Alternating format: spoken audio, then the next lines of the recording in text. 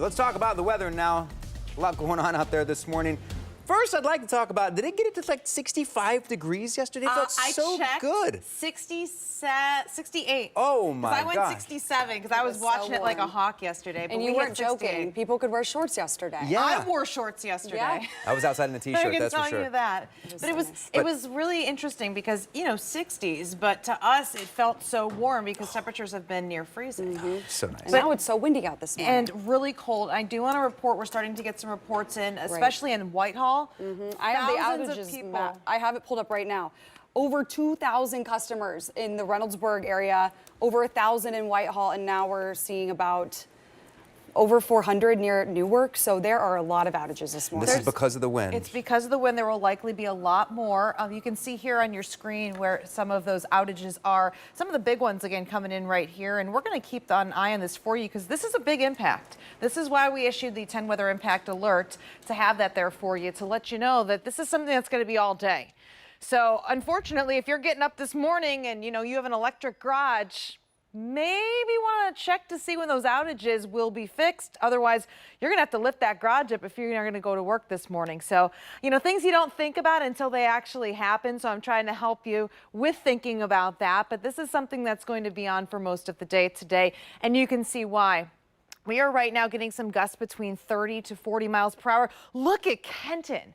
46-mile-per-hour gusts there, 43 up in Mansfield. Down toward Athens, we're right around 30-mile-per-hour gusts, and we're just going to get a little bit worse as we go into the day today. That's why wind alerts are in place. And the further north you go, you can see north of Kenton, we have high wind warnings. That's where the strongest winds are going to be. So not only do we have to watch out for the power outages, we could have tree branches that come down, maybe even trees that are kind of on their last legs. Those might get blown over, so a lot happening with the wind.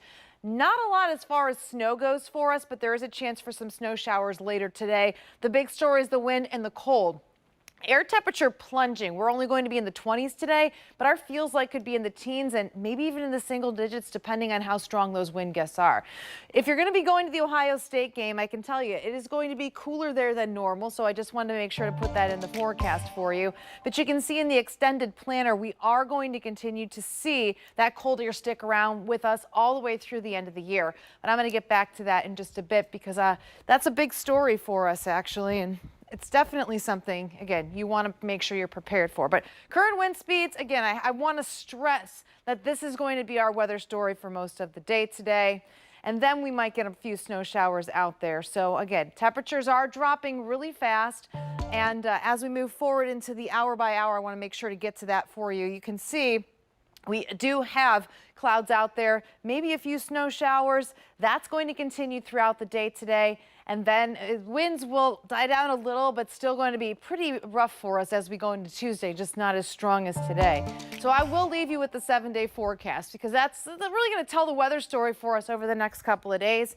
We're going to have New Year's Eve on the colder side, but we're also going to have snow showers develop later in the evening. Tuesday, more flurries, more isolated. Wednesday, definitely going to be something we're watching overnight into early New Year's Day. So just know that you're going to have to plan accordingly. And then even as we go into the first days of 2026, temperature is going to stay below average for us for this time of year.